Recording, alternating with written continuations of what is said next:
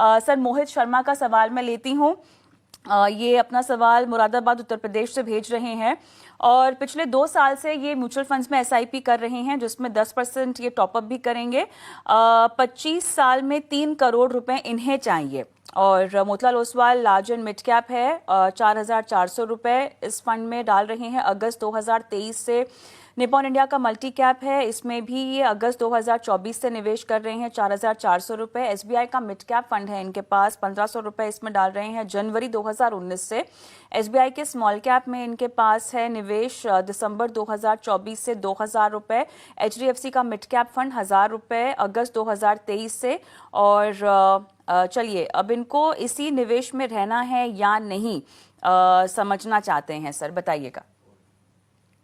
जी कविता, नवरात्रि की शुभकामनाएं आपको और सभी दर्शकों को। देखिए, जहां तक मोहित के पोर्टफोलियो का सवाल है, कि जो टोटल इन्वेस्टमेंट है अभी एसआईपी से करीब 13,300 कर रहे हैं और कमिटेड है कि 10% से अपनी इन्वेस्टमेंट को हर साल बढ़ाएंगे। और अभी तक इन्होंने करीब 5 लाख का कॉर्पस जो है वो एक्यूमुलेट किया है और 25 साल का समय है। तो आई थिंक जो भी जरूरत होता है एक लॉन्ग टर्म के पोर्टफोलियो के लिए, इक्विटी में इन्वेस्टमेंट, बहुत लंबा समय, डिसिप्लिन अप्रोच, वो सब कुछ मोहित ने किया। इनका टारगेट है 3 करोड़। और अगर मैं 12% का रिटर्न मान के चलूं कविता, तो अगर ये कंटिन्यू करते हैं अपना प्रोसेस बिना किसी रुकावट के, क्योंकि वो कमिटेड है 10% से अपनी एसआईपी को स्टेप अप करने के लिए, तो करीब करीब 6 करोड़ 30 लाख का कॉर्पस बनेगा। तो ऑलमोस्ट डबल जितना उनको चाहिए उससे डबल बनेगा। तो यही फायदा होता है कि जब अपने आप को आप लंबा समय देते हैं और स्टेप अप करते हैं। तो आई थिंक जहां तक टारगेट का सवाल है वो डेफिनेटली पूरा होगा। अब अगर इनके पोर्टफोलियो को देखते हैं तो मुझे लगता है कि कैटेगरी वाइज इन्होंने बिल्कुल सही किया है इनफैक्ट। बट जहां तक फंड का सवाल है, मुझे लगता है 2 बदलाव करने की जरूरत है। 2 फंड जो वो अपने पोर्टफोलियो में कंटिन्यू कर सकते हैं, एक है निपॉन इंडिया मल्टी कैप और Motilal Oswal large and mid cap. बहुत ही बेहतरीन फंड है, बहुत ही अच्छी कैटेगरीज है।